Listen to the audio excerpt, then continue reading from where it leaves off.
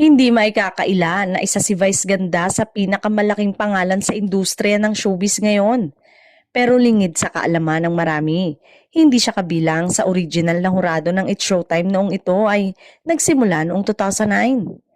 Ayon kay Kuya Kim Atienza, si Vice ay unang lumabas bilang guest hurado lamang ngunit dahil sa kanyang likas na talino at pagpapatawa, matalas na wika at mabilis na rapport sa mga manonood at contestant, agad siyang naging standout.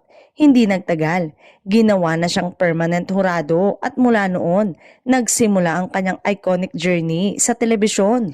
Mula sa pagiging hurado, unti-unti siyang naging pangunahing host ng programa at kalaunan ay naging tahanan ng kanyang walang kapantay na comedic brilliance.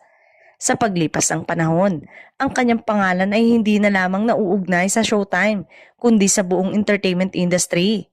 Sa mga blockbuster film, sold-out concert at iba't ibang endorsement, pinatunayan ni Vice Ganda na ang kanyang pagsikat ay hindi basta-basta, kundi bunga ng talento, determinasyon at pagiging totoo sa sarili. Ngayon nga, mahigit isang dekada na siyang nagbibigay saya at inspirasyon sa milyong-milyong Pilipino araw-araw.